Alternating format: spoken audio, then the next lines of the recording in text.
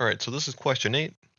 It looks like we have three different classes. We got this driver class, we have this abstract class, and we have this sort of subclass that is extending from the parent class, right? Let's investigate like this abstract class since we haven't seen that keyword yet, right? Abstract. So what is this word doing, right? What is it telling us that we can or cannot do? Right? What it's saying is that I cannot declare, or I guess I cannot instantiate any objects of type parent, right? Because I have this abstract keyword here, I can't say something like new parent, right? This is not allowed anymore. Now that I've made this abstract, I cannot do that. I can make references to parent, right? This right here is totally fine, right? I made a list of references or an array of parent references, right? That's totally okay. The second I start saying, like new parent, right? That's bad because I'm trying to declare an object out of an abstract class, and that's not going to work, right? Okay, but how did that make any sense though? If I have this constructor, right? Why do I have a constructor in a class I can't even make objects out of? Well, it really it depends on if your abstract class is being inherited by any other subclasses, right? So imagine that this class child here wasn't here. Then well, one, this abstract class is completely useless, and two, this constructor is even more useless, right? So now this constructor can't be called by anyone, and I still can't make any parent objects, right? So abstract classes really rely on you inheriting, or I guess like you having another class that inherits from it, right? Otherwise, abstract classes and even interfaces are completely useless. So they all rely on inheritance. So again, why do I have this? I have this so that the child class can use it. Look at the child class as its constructor, right? What is the first line? It's saying that I'm accessing super of x. Now, what does that mean, right? Notice how I didn't say super dot like some kind of method name, right? I didn't say that. I just said super and then of x, right? So what does that mean? That actually means that I'm going to go to the super classes or the parent class, right? I'm going to go to its constructor. So I'm going to go here and just run this line of code. So right, this x is going to be equal to this x, right? It's going to be assigned to this x, and then I go back and then I make the y that I passed in equal to the y that's in the class, right? So that's why you had a constructor here. It was really just for the subclasses, right? So yeah, that's almost that. We have to look at this though, right? Why do they put abstract here, or what does it do? What does it? How does it affect the code? How does it affect the subclasses, right? Well, what it does is just by being here, just by saying public abstract, or really just abstract, right? It's requiring all like non-abstract classes that inherit from this parent, right, to implement that method. So see, we have public abstract void print, and I'm extending from parent, right? I'm inheriting from parent. What does that mean?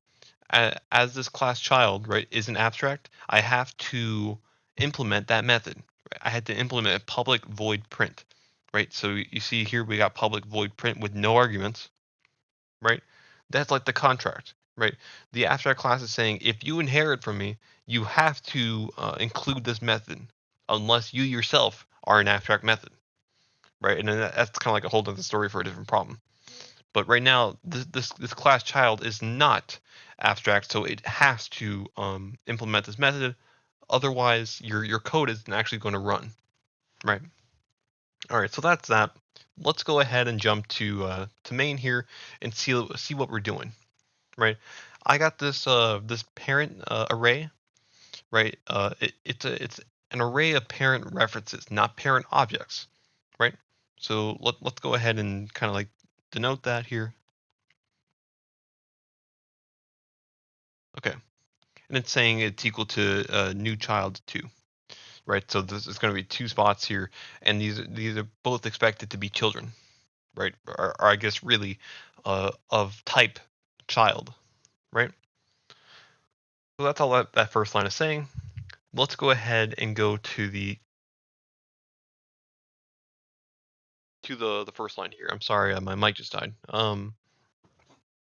What is this? Okay, so we're in the for loop here, right? And we're assigning this variable, like we're making this variable p, and it's going to be equal to a new child, right? So okay, so we instantiate a child object. That's fine, right? Because the child class wasn't abstract, right? So I guess I should really draw an arrow here and just say, this is the child. Doesn't really have a name because we didn't give it a name, but that's all right? And its x and y value 1 and 2 respectively, right? Because if you go to your child class, right? If you go to the constructor for it, it's calling super of x. So what was x? It was 1, right? So we go over here, we assign x to the value we just passed in.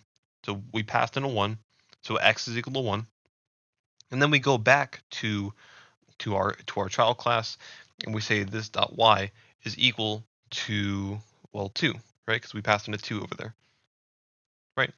So its x and y are equal to 1 and 2 respectively. But look, right? This is a read-only for loop, right? What I'm saying is that p and list have really no connection other than like the start of the for loop where you copy down the contents of list into p. So like like this is null for now. So like when I run this first line, I'm copying null into p, and then after that, I'm assigning p to a new child. But that was a one-way street. I don't reassign uh, list of 0 to a new child, right? List of 0 can't see this. It has no vision of it, right? So P was assigned to this child, but now look, we are iterating to the next index, right? So I'm going to copy down null into here. So let me go cut this. Actually, no, here. So right now, list of 1 has the value null since we didn't explicitly give it a value. Right, so it's pointing to null. And then I run this line again, right? It's equal to a new child. So, it's x is equal to 1 and the y is equal to 2. But then again, this doesn't see that change. It doesn't see that p was assigned to this new child, so it's not going to update itself, right? This is a read-only loop. So after the loop is done, this array remains unchanged. So okay, let's go ahead and go to the next line, right? We're in this try block.